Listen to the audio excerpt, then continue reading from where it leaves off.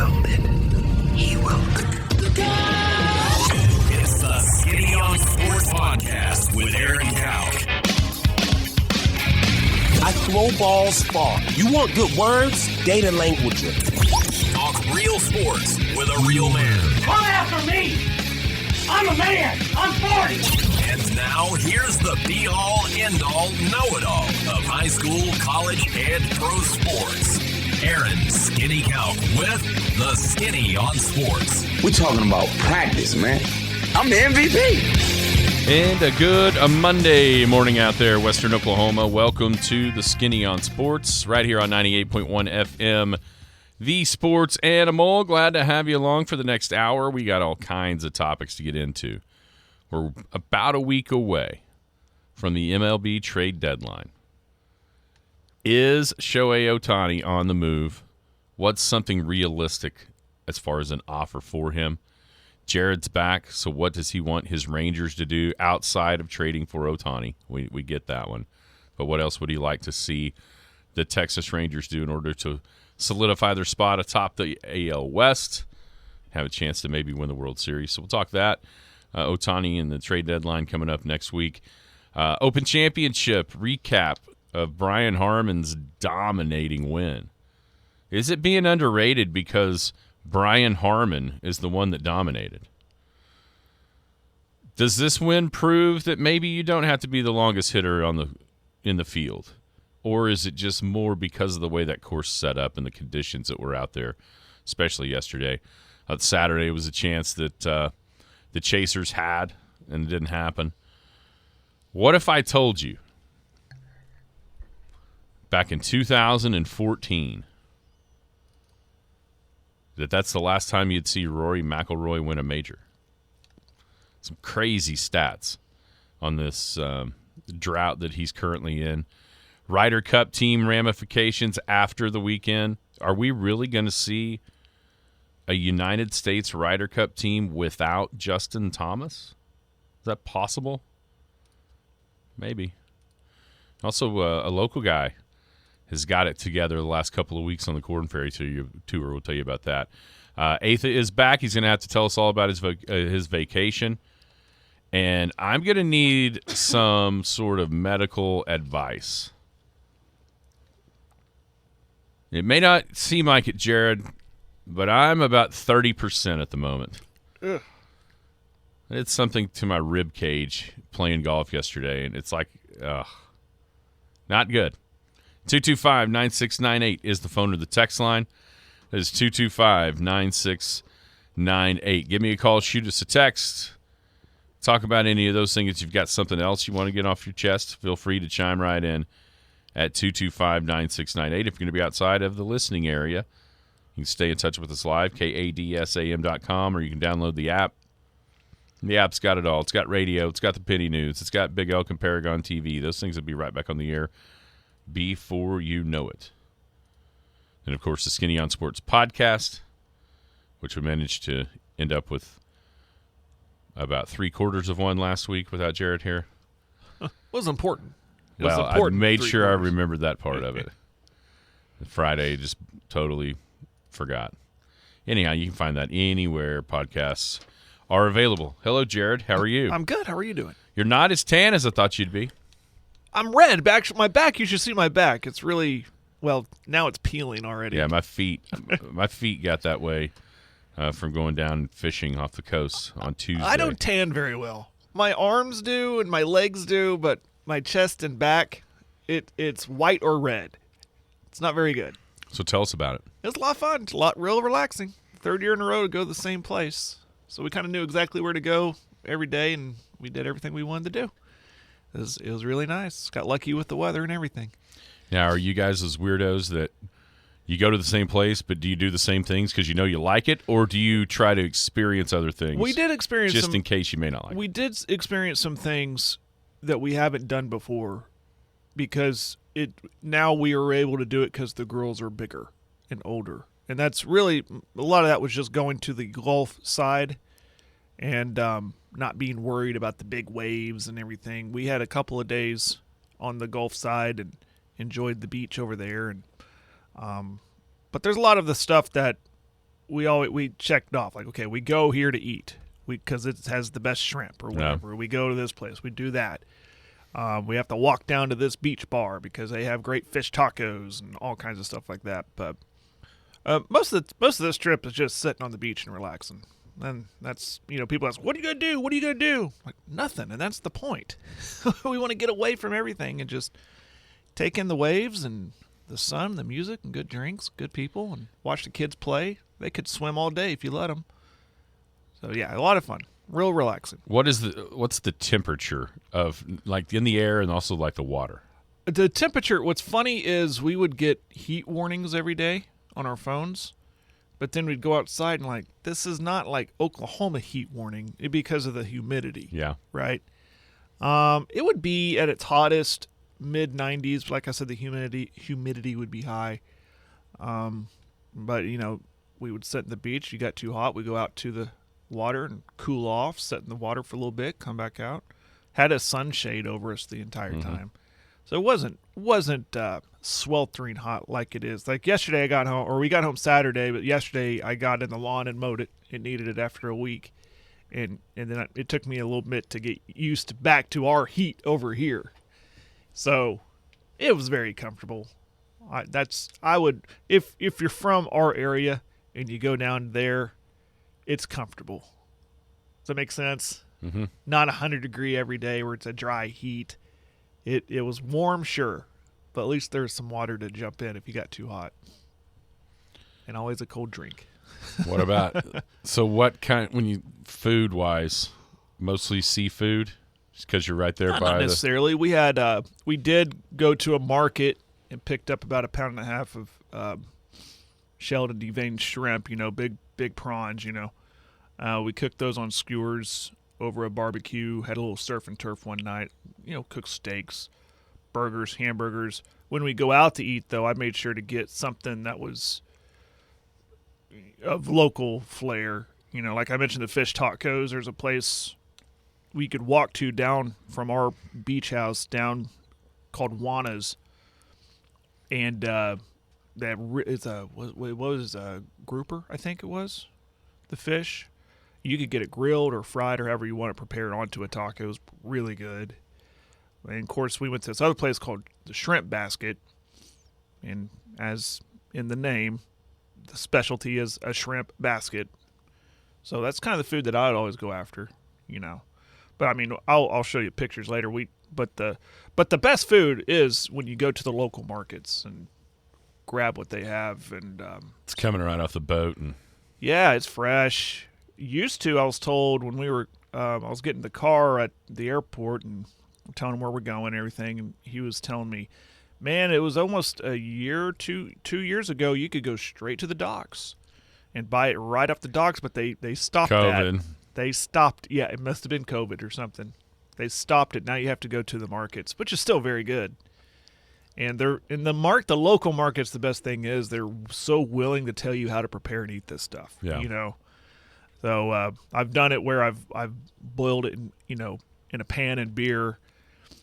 This time I put them on skewers and over charcoal and let them slowly cook. I kind of elevated them and let them slowly cook, and that was great. Right, like I said, with some steak. So that was one of their best meals we made at the house. So that was my favorite thing too, is just to hang out with the sunset, grilling, listen to music, just relaxing. I mean, that's the whole point of a vacation, just relaxing. So did you do anything, how do you say this, kid-friendly? Like, like one day when we went to this place, it was on this pier that had a bunch of rides and stuff like that. Did you do any of that number? We took a day because where we stayed was about a 45-minute drive, depending how you took it, 45-minute to an hour drive from Pensacola. So we took a day where we went to Pensacola, and they had this giant, like, ropes course where they strap your kid in, in a harness, and they're always strapped in, and there's different obstacles that's elevated, and then a few zip lines that they'd fly down and ride down. We took a day and did that for the girls. They loved that. They could have been there all day. And then we, did some shopping in Pensacola. Ate at a restaurant over there called Redfish Bluefish. Really, really good. I had a po' boy over there. It's really good. So yeah, as far as kid friendly, but all they want to do is swim. Right. And they love the Gulf side. They love the boogie boards on the Gulf side. Yeah, we did some boogie boarding. Yeah.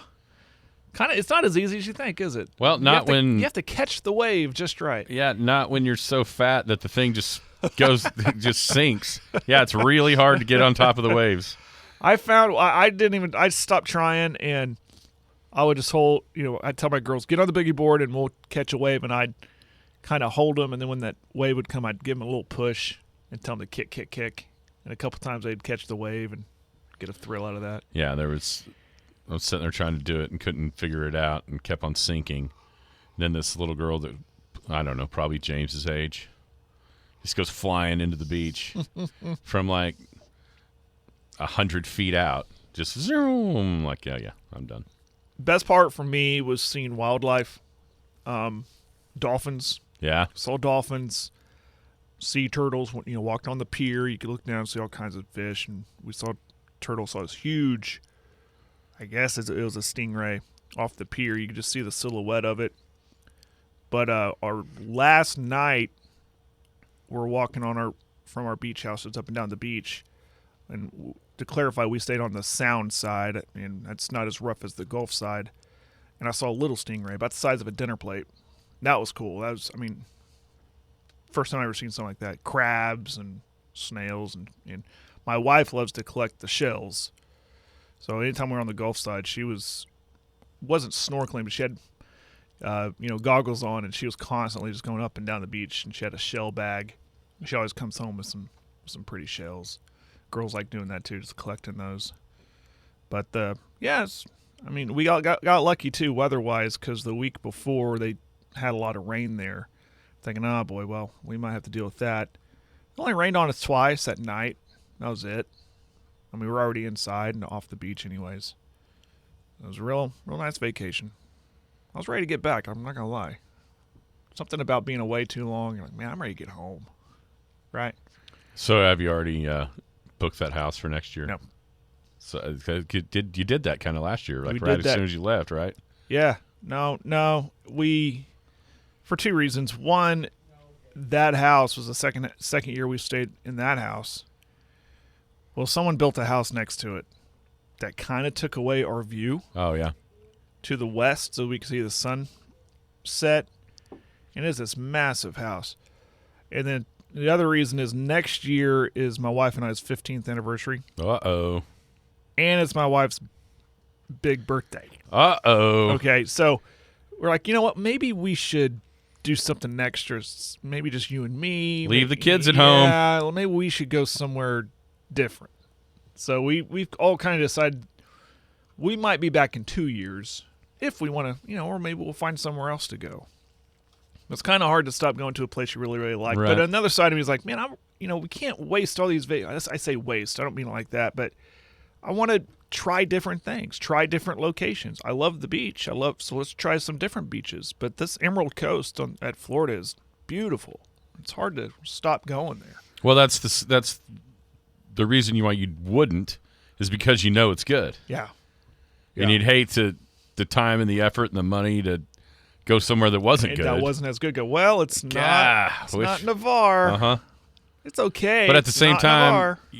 you also are thinking to yourself, okay, we've seen it. Let's see something else. Yeah. But Navarre is a really cool place because, like I said, it's near Pensacola and on the other side about an hour away from Destin. So those are really popular destinations. Mm-hmm. No one really thinks about Navarre, but it is starting, like I said, someone's building a house right next to the house we've been in, and it's starting to get really, really crowded. So you kind of need to find the next one. Yeah, people are starting to figure this place out a little bit. I was watching a thing, Clay Travis.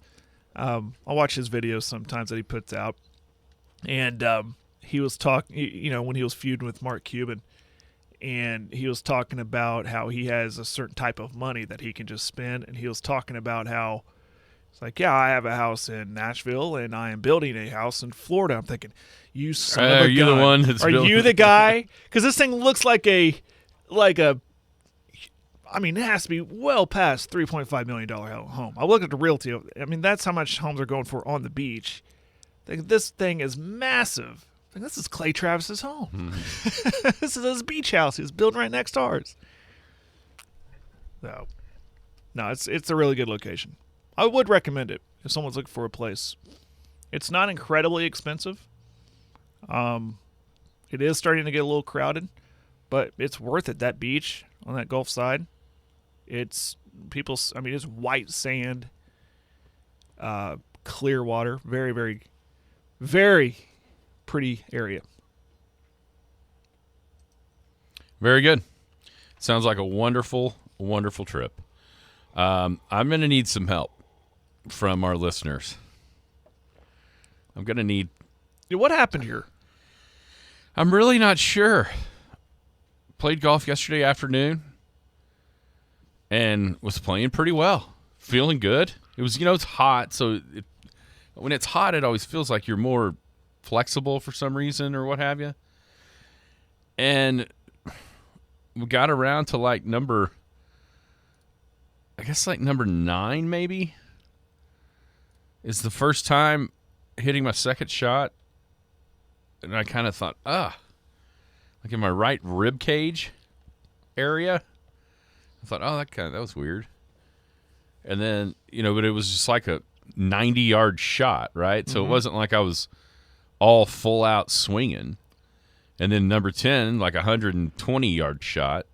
So it's still not like, hitting a driver. And I thought, that's kind of weird. Like, it almost felt like I was getting a cramp or something, like in my side. So, anyway. But, man, then when I swung my driver on number 11, I was like, whoa, there is something wrong. And I took a hack from about 2-something on the second shot and almost fell down. Oh, no. And then I ended up playing number 12, and I was like, all right, boys, I am done. I cannot swing. I literally cannot swing. And so, I don't know. I iced it last night. It was really hard to find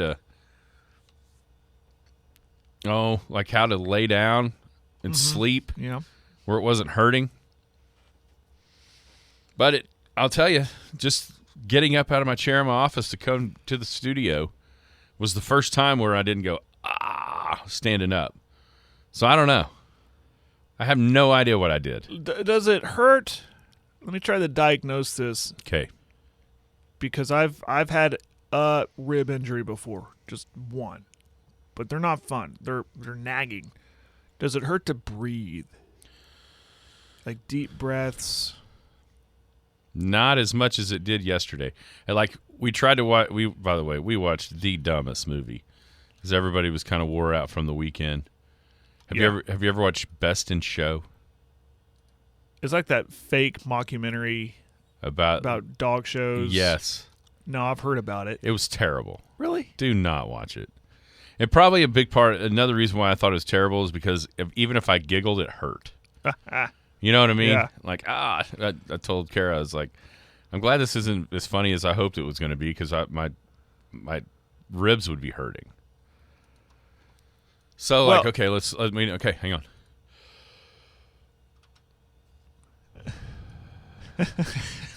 We have to hear it. It didn't hurt as bad as it has. Okay. The rib injury I had, it was back in college. I was playing flag football, intramural, I fell down or something. And I fell on my side. Hurt. I'm thinking, I'm hurt, but I'm okay. And it nagged and nagged and nagged, and it hurt when I would breathe. I'd go and play more and run and breathe heavily, and it hurt every time I'd breathe. I was telling a friend of mine who was in school to be a chiropractor. Okay. Ran into him. He was down. Anyways, I was telling him about it. He said, well, come here. And so he took me to another room, and he started popping my back. I'm thinking, I just told you it was my rib. What are you doing? And then he did a thing, and where you could feel like everything pop, but he knew what he was doing, and the pain went away. So what did you do? He said, you described to me of a dislocated rib. Yeah. So I just popped it back in. And sure enough, I didn't feel that pain anymore. So I don't know if it's a actual rib problem or a muscle problem. Yeah, I would think it'd be more of a muscle. Because if it's a the hurting of the when it breathes, because that's the rib kind of poking your lung. Right. It doesn't like, oh man. So. Yeah, no, it doesn't. Like when I breathe, it doesn't hurt. It just feels like it's stretching. Okay, so it's like a muscle thing. I think so. I think it's some sort of muscle. Scott's already diagnosed it as the oblique. Here's the problem, Jared. I need this to be better. Are you playing in something soon? It's supposed to, the club championships this weekend. You might want to call the doc today. And there is zero chance I can play in that. You might want to call the doc. I mean, I've always heard if it's a rib injury, you know what? Got to play through it. Or there's nothing you can do about it. It just heals itself. You know, there's not really anything you do for broken ribs. They just kind of heal. Ishka. What I'm trying to tell you is, Jared, I won't be doing any heavy lifting at the fishing derby. Unfortunately, the fishing derby I don't think calls for a lot of heavy lifting. It doesn't, but I can't cast unless right now. Somebody is, putting weights in fishes when they come to. That's true. I was thinking about that this morning. Oh, that'd be awesome. Some kid cheated the fishing derby. Oh my gosh! Lead weights in them. Or something. We're always so worried about the like catching the tagged fish early. Yeah. Instead, somebody would put some weights in it to win the prize for biggest fish. Biggest fish. That'd be hilarious. All for it. No, I'm not, kids. No, I'm not. All right, so it sounds like you had a great vacation. It was, but I'm glad to be back. Yeah, we got work to do. We got to get ready for Big Elk TV. It's getting close, my friend. Have you been downstairs? Uh-uh. Yeah. I'm putting it together. All right, well, I'm not going to I'm going to need that computer pretty soon, though. Start putting that together, too. I can bring it back. It's at the house. All right. When we come back, we have a mom that's already worried about her children cheating. Fourth and final major championship on the golf course of the year was completed yesterday at Royal Liverpool Golf Club, Hoylake, England. And man, what a performance that 5'7" Brian Harman put on the field as he ends up winning by 6. Unbelievably, he led by at least 5 shots after each of the final 3 rounds. He had a 5-shot, you know what I'm saying? 5-shot, wins by 6.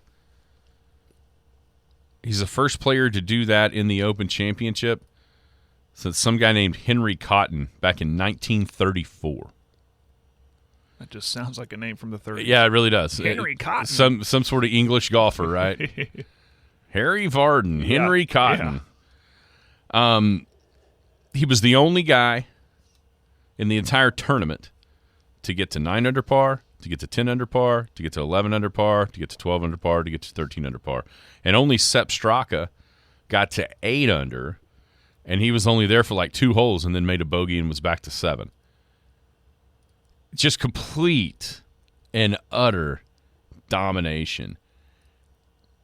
And I think, Jared, the quality of this win is getting so underplayed because Brian Harman is the one that did it. Yeah. Like, think if this was Rory, or think if this was Jon Rahm, or think if this was Tiger that decimated the field the way that Brian Harman did. Right. There would be a lot different conversation going on across the world right now. Mm. Yeah, that's true, because he's not that big name. But he played great, and even times when he gave back a couple, he'd get him back. I think he did that, and forgive me for not watching a lot of it, because when you're on vacation and as early as this starts, you really don't want to wake up and watch it. But you kind of watch the recap. But didn't he do that on Saturday and a couple times yesterday? Yeah, so Saturday, or both days, he was like 2 over par at one point. Saturday, the lead got down to 2 after Rahm finished at 6 under, after shooting 8 under. But then, and he recapped that story last night. So he bogeys 2 and 4 on Saturday, leads down to 2. And as he's walking to the 5th tee, one of the guys in the crowd says, "Harman, you don't have the stones to win this thing." And he said that is what changed his play, because he was like, "Yeah, I do. Watch this." And then he ends up shooting. He birdies 5, he birdies 9, shoots even par, and then continues on the way that he did. Yeah. And then yesterday, it seemed like every time he had just a little bit of a misstep, he would make a birdie and settle things down. His putting was phenomenal. 58 out of 59 from 10 feet or closer. That is ridiculous. How good that was. And in those conditions too, right? Yes. I mean, that's impressive. Incredibly impressive. So, he's by no means the longest hitter out there. I think a couple of guys, Jason Day being one of them, kind of mentioned that it was a huge advantage to him this week not to be able to hit it a long ways, because he couldn't get to the trouble, which was those pot bunkers on a lot of holes. Those pot bunkers were basically one-shot penalties because you couldn't do anything but just chip it out, get it back in play, and it was essentially like hitting it in the water if you got it into those pot bunkers, especially off the tee, because you just couldn't advance it far enough to get anywhere near the green on almost every hole out there. And, that was people thinking that was an advantage to him to not be able to get there. So question is, does this prove – it was for years now, it seemed like the guys winning these big tournaments just drive it they don't care where it goes, drive it as close to the green as they possibly can, and then have shorter irons to get through. Even if you want to make the rough tall, they can still get it up and around the green and make pars on holes where they don't hit it close. So does this prove that you don't have to do that? Or do you think this is more of just a function of the way this golf course sets up and the way it plays? I think the latter. I think just the way that course sets up, for me, I think take all that out. I think it just – and I always say this about golfing is if you're on, you're on. If you're in a zone, you're on a heater, whatever. It seemed to be what Harman was. He was – I think you could almost put him anywhere and he would have played really, really well. A lot of people play into he plays this course well. He played, you look at my picks. I picked a lot of European guys to win this thing because it's over there, and shame on me but who was picking Harman anyways, right? But Scott Verplank. Oh, for real? Yeah, I guess he was on with Mark. He was over there, and he said, "Watch out for Brian Harman and Sepp Straka." You're like, holy cow. What was the reasoning? Just that they've been playing. Harman came in. He was tied 6th the last 2 Open Championships, and had played well. Straka just won a couple of weeks ago. Well, maybe he likes it over there. Yeah. I mean, it does feel like. I mean, I know that he played well, and was probably going to play well about anywhere. But at the same time, because of his lack of length, it does seem like that style of course and the length style is a better spot for him to be. Mm-hmm. Just because, over here, the courses just aren't set up that way. No, not at all. And so now we've seen it at Royal Liverpool. I think everyone raves about that place. And think about the champions it's created. So in 2006, when it was hot and dry and the ball was rolling and rolling and rolling and rolling and rolling, Tiger won by hitting driver once in 72 holes. Then in 2014, Rory won, and he hit driver all over the place. Hole after hole after hole, just bombed it up there by the green in drier, faster conditions. And now here this week, when things were much softer than what they wanted them to be because of the rain that they'd had and then the rain that was there throughout the, leading up to, and then, of course, yesterday, we had a guy that is like 140th in driving distance on the PGA Tour. And so I think the course is a big part of not why he had success, but it sure plays into his hand better than, say, Augusta National, when you have to bomb it to be able to have short enough clubs over and over and over to get close to those pins. But, man, he played unbelievably well, and kudos to Brian Harman. I don't know if I've ever seen, or it's been a long time since I've seen a guy leading a golf tournament like that being treated the way he was treated by the fans. Booed on the very first hole.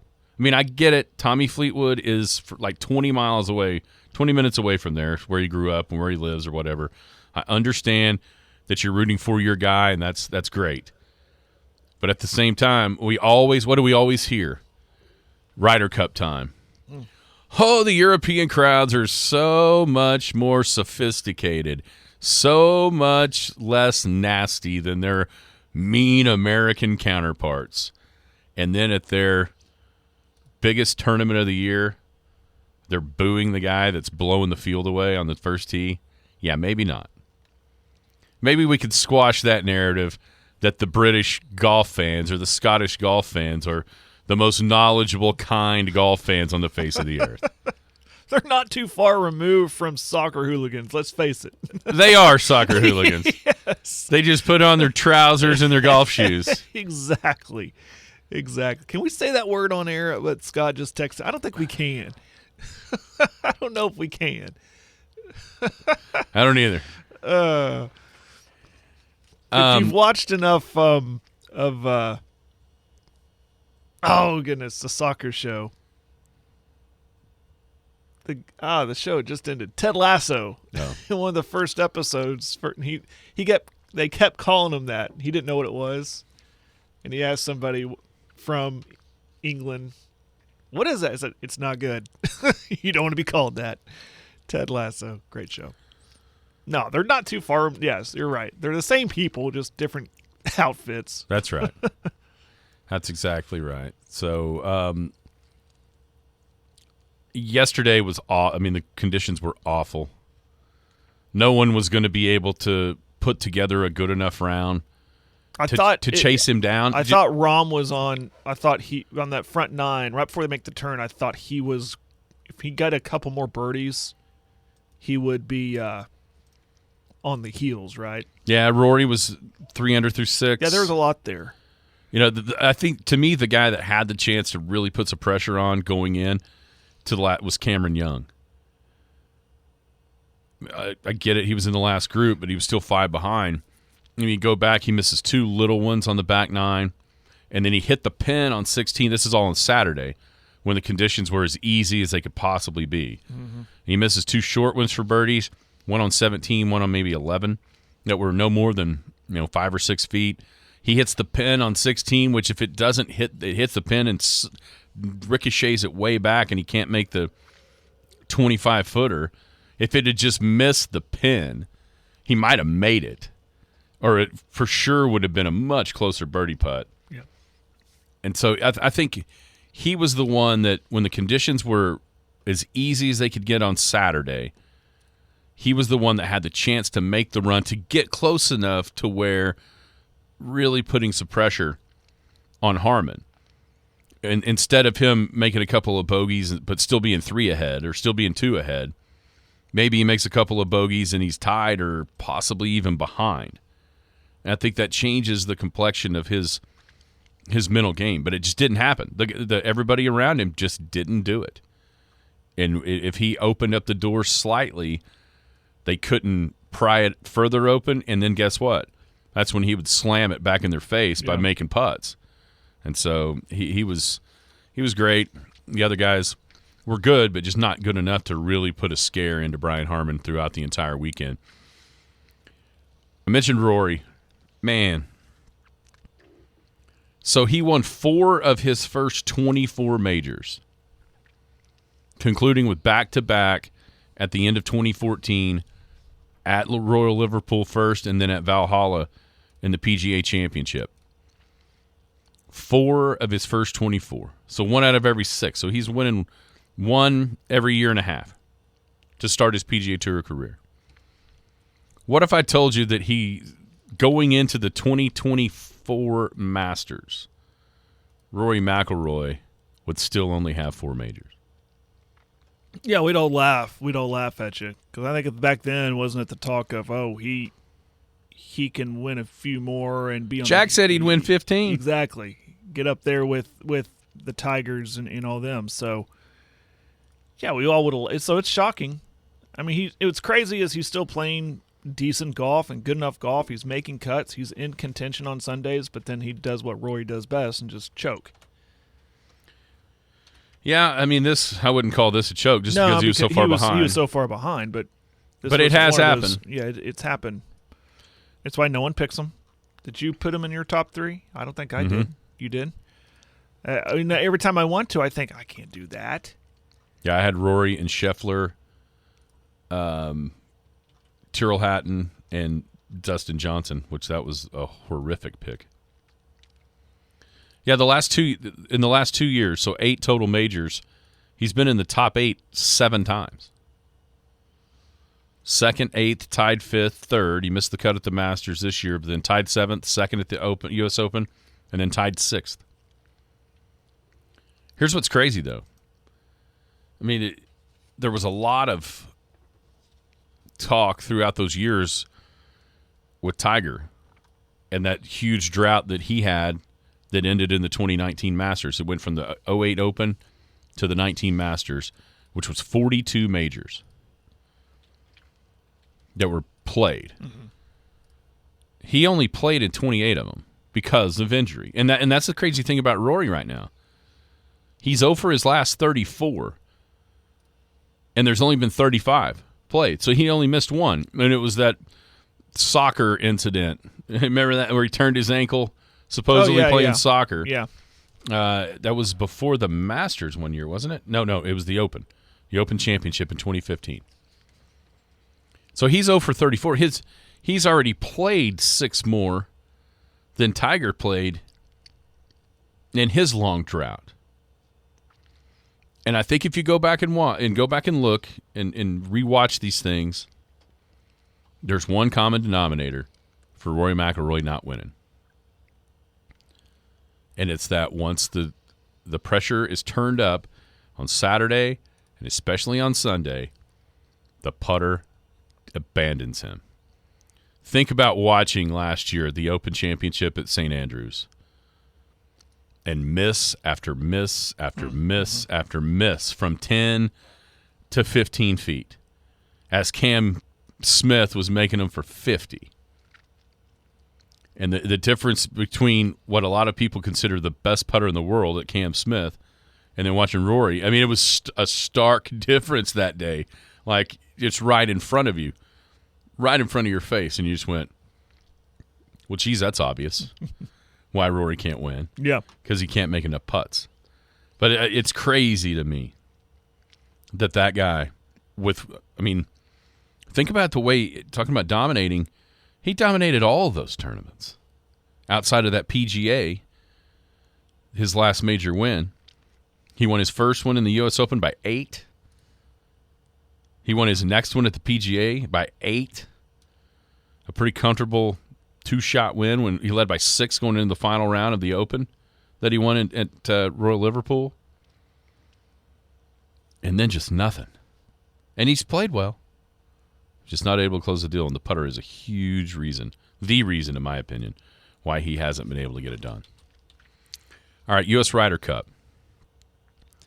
4 tournaments left before the top 6. The standings are locked in, and then Captain Zach Johnson gets to pick 6 more guys to fill out the team that'll go to Italy.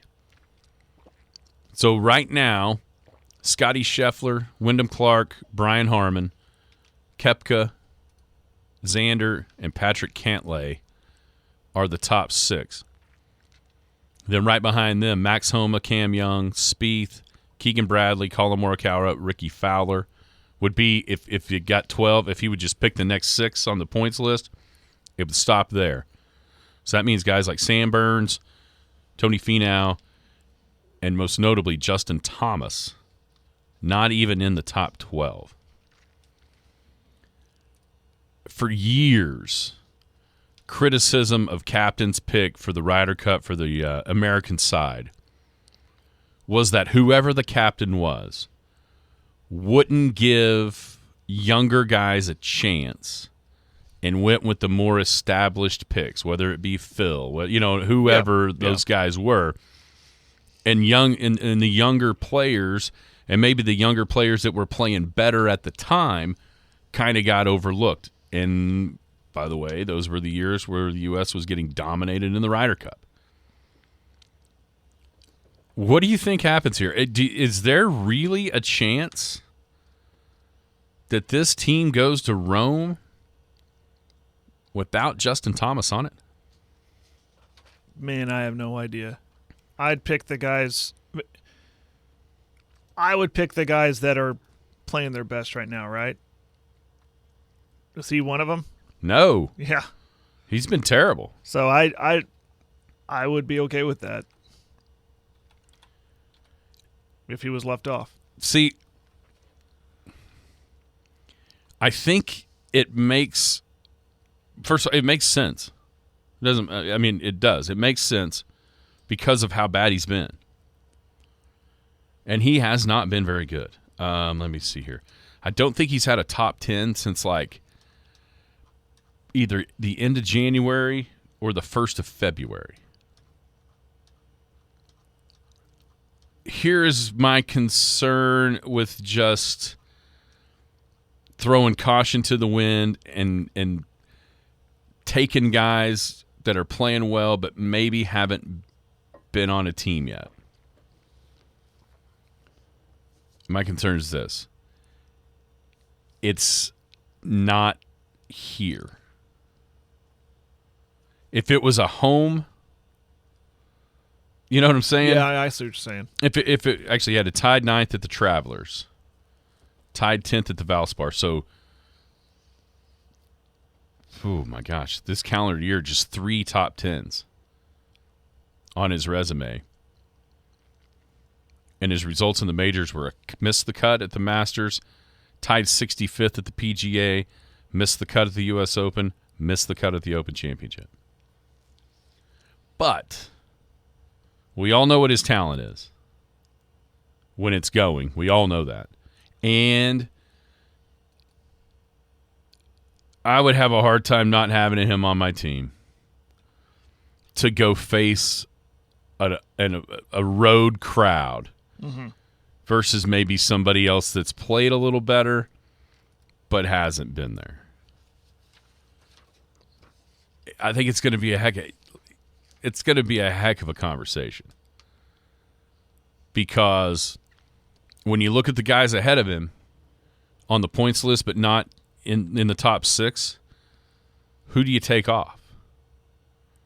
Nobody's taking off Max Homa. If he's not in the top 6, he's getting a pick, right? I mean, he's been great. Got his first top 10 in a major yesterday. Are you taking off Spieth for Justin Thomas? Keep going. I don't know. All right, Keegan Bradley. He won just a couple weeks ago. Morikawa. Morikawa hasn't been very good either lately. Yeah. Cam Young. Ricky Fowler. I think you can make the argument for Cam Young. Even though he's such a good ball striker, such a good player, he hasn't been there. Mm-hmm. Or if you want to go with Morikawa, that hasn't been playing great either. I mean, I don't think you're choosing Justin Thomas over Ricky Fowler right now. But here's another thing that Justin Thomas has going for him. He has the best record all time for American Ryder Cuppers through two cups. He's played on 2 teams. He's 6-2-1. So are you leaving that at home? I know. I just wouldn't want to be the guy to make that decision. I know. Zach Johnson's. You know what would really help Zach Johnson? If in one of these last few tournaments before the points are locked in, if Justin Thomas pulled his head out and played well. That would be pretty nice. Yeah. You know, making that choice. Make it a lot easier for him. Mm-hmm. 75th in the FedEx Cup points. I mean, all the stats point to you don't take him. If you want to make a case against Justin Thomas with stats, you can easily do it. Easily. But There's all the one stat that maybe overrides everything is that 6-2-1. And especially if I think if this was a home Ryder Cup, I don't know if he'd make it. But because it's a road Ryder Cup, I have a feeling if he shows, just any semblance of a pulse between now and I think it's August 21st is when the points are locked in. I think he's going to be there. And people are going to be upset about it. But I think it's the right move. Yep. Because it's in Europe. If this one was in Valhalla, yeah, I don't think I'd take him. Because he has been pretty bad. But when you look at the list, you got to take somebody off if you're going to put him on. Just looking through the top 12. Cam, Keegan, Colin Morikawa might be your only option. Trying to put off the, wall-to-wall football every day. Yeah. For as long as we can. But quite frankly, we're about there. That's okay. It is okay. People enjoy that. It's very okay. People are ready. People are chopping at the bit here to get football going. There's two must-haves to prepare yourself for football in the state of Oklahoma. What's that? Phil Still. Oh, yeah. And Vipe. Just to wet your whistle for the... I had my eye open for the Phil Still one when I was on my travels. I didn't really see any. I don't look really hard, though. Maybe one of those, you just might as well bite the bullet and order it. Just order it. Could be doing that today, actually. So we're a week away from the trade deadline in Major League Baseball. Next Tuesday, August the 1st, like 5 o'clock our time. If I ask you, Jared, will Shohei Ohtani still be an Angel when we get in here Wednesday morning, what would you say? Man, I'm going to stand on my ground to say no, because I think it would be. I get it. You don't want to lose him and get nothing in return if you're the Angels in the offseason after the season. So I get that side of it, but this is an once in a generation player, if not once in a 100-year player. I take my chances and keep him. So you say he will be an Angel? I say he will be an Angel. He won't be traded. Because I don't think there's a lot of winners here other than Ohtani being A, traded to a contender for a chance to win a title, and then B, he can get that $600 million that he's looking for, or that he's projected to get with another team. He's in a win-win situation. But the losers here are the Angels, who traded away Ohtani for all the reasons I just said, and then for the team that gets a rental and then loses the farm in the process just because you're trying to go for it for 1 year. And then what if you don't get the title? There's a lot of risk there, but that reward is, yes, you get Ohtani, possibly could win a world title, and then who knows, you might show Ohtani you can win here if you stay here, and we'll pay you. And clearly I'm talking about my Texas Rangers because they got the money that could do it, or they'd be willing to. They've been big spenders lately.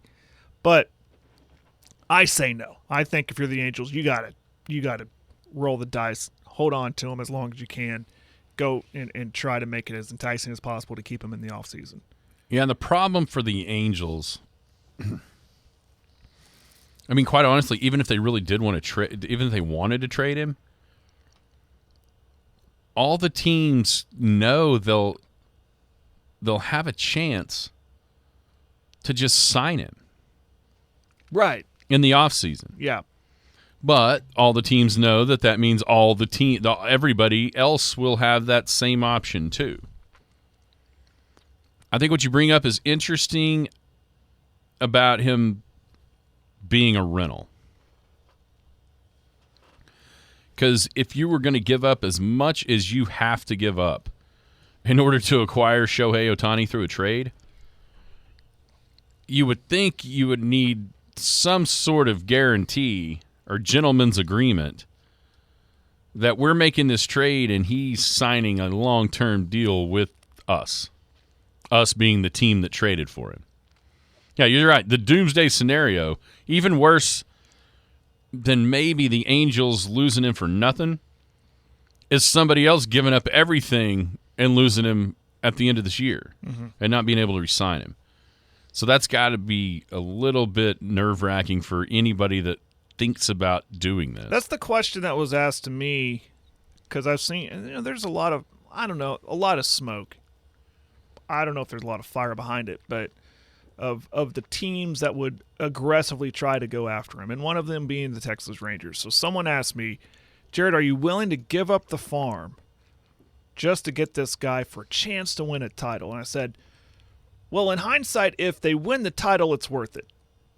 I mean, as a fan, like, okay, we won the title, but it might set your franchise back another 10 years, if not more.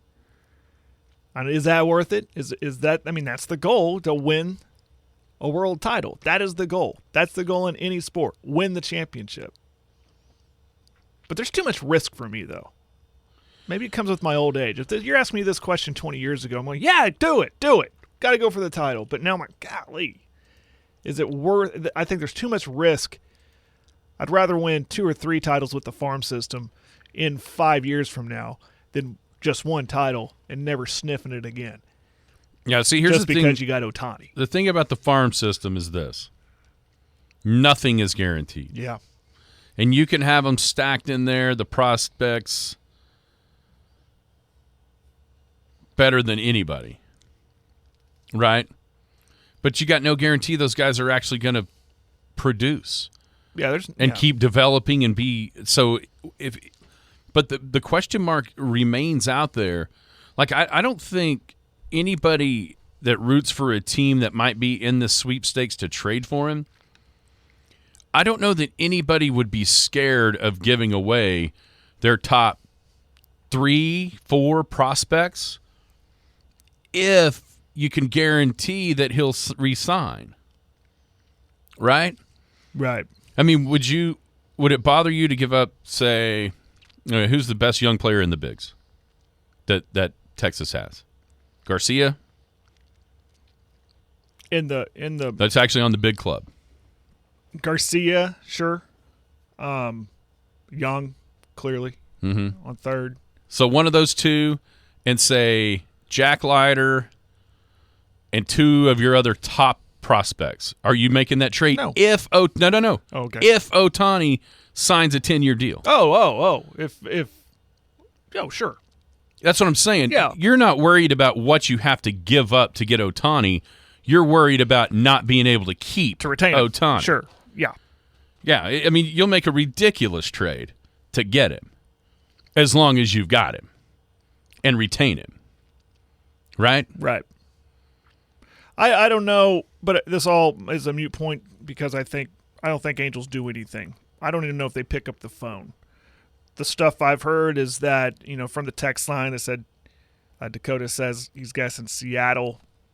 And, I mean, I guess you see a lot of Japanese guys go up to Seattle. They stay on the West Coast. It's just easier for them. And, that's why the Dodgers are still in the conversation. But the Angels, they have made it clear in their history, they don't do this a lot. They don't trade interdivisionally. So they're not probably going to listen very much to Texas or Seattle or even Houston. I don't think Houston's even in the market for this. But I don't think it happens. I just don't. Okay, so I'm more interested in other things, actually. Last question from the text line. So if he doesn't get traded, where does he end up? In free agency? Mm-hmm. I still say the Dodgers. I kind of do too. There was a point there where you read some stuff where it seemed like Texas might really be. And that's where Texas, I think, they might pick up the phone and go, listen, we got some guys in the farm system. We're willing, seeing if they bite on that. Right. But I think Texas is more or less in the free agency market for him. I think in order to get him, though, if you're Texas, maybe Atlanta, It's been another kind of spot. Or anybody else. Basically, what I'm trying to say is anybody outside of the Dodgers and the Yankees, I think you have to feel more comfortable in trading than winning out in free agency. Mm-hmm. And I also think that's why you're going to see the Dodgers and the Yankees not do a dadgum thing, because they feel like they have the upper hand if it comes to free agency. What's crazy is it doesn't. Does it not though? Either he's really has a great poker face, or because it doesn't seem like he or his group around him has already picked out where they want to land. No. It doesn't feel like that.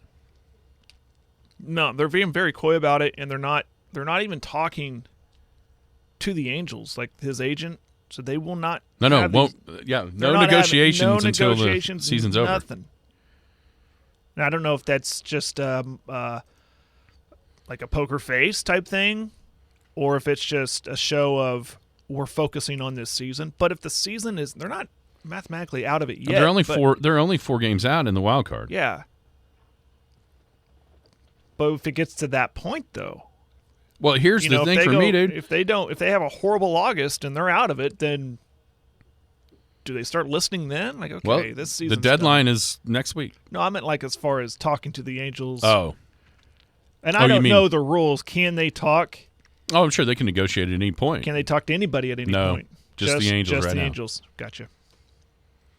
But doesn't that scare you to death if you're the Angels? Or do you think they have such a great relationship with him and his representation that they're okay with that? Okay, here's a better question. What would you do if you were the Angels?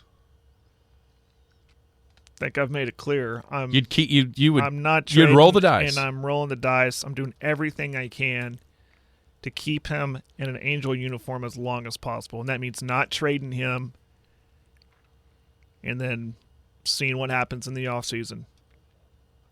And they might make some moves. This might be an indicator of what the Angels are going to do if they start trading away some pieces to stop paying some guys. Yeah, maybe. Build up some equity there. Then are you afraid that they see that as a fire sale getting ready for life after Ohtani? That too. I mean, they're probably thinking, well, what else is new? We're just going to finish third next year too.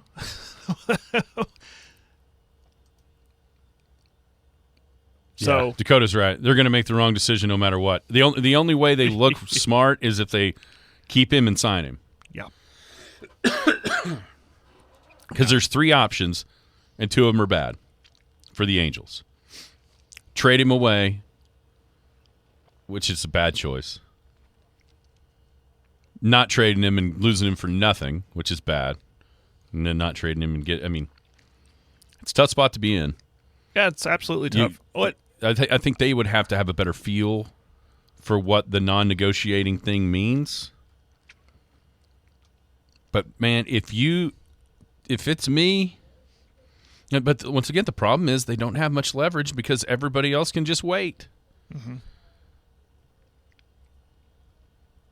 But gosh, if somebody offered you a real true package for him,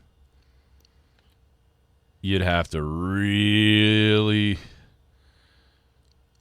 have a good feeling about this summer or this fall, or this winter, to not go, yep. Even though he's a great player. We all know that. Maybe the best we've seen he is the best we've seen as far as both ways. But it'd be something I'd rather trade him and be wrong than not trade him. And you know what I'm saying? Mm-hmm. I'd rather trade him than not trade him and be wrong. Because at least then you have something coming back. Right. What's crazy for me, and this is my final thought on all this, is when you hear about teams that are trying or who would attempt to aggressively try to get them, they're like on that tier of being contenders. And some of these teams, like I'm thinking the Dodgers, for instance, and they're fresh on my mind because they just won 2 out of 3 out of the Rangers. But do they need them right now? But I mean, who wouldn't want to try to get them? I get it. Mm-hmm. There's some teams that are right on the cusp that need him, that could put him over the top. But some others, like you mentioned Atlanta or the Dodgers, would they really want to trade for him? Like, you don't really need him. You could probably win right now and then go get him in the free agency market. Does that make sense? Oh, yeah. I mean, if you're the Braves. So why would they try to trade for him? That's what I'm trying to. They probably wouldn't. Why would you try to? But on the other hand, it's Ohtani. Mm-hmm. It's a guy we haven't seen since Babe Ruth. Yeah. That's why you try to trade for him. Yeah, you try to trade for him because you can get first dibs, and you have him. Yeah. Instead of having to try to fight with the Yankees and the Dodgers in the free agency market. And as an Angel or as a Ranger fan, personally, I'm a little apprehensive trying to trade for him because of everything they could give up. Yeah. They just got back to being contenders or being good at least. Mm-hmm. But you got to do it.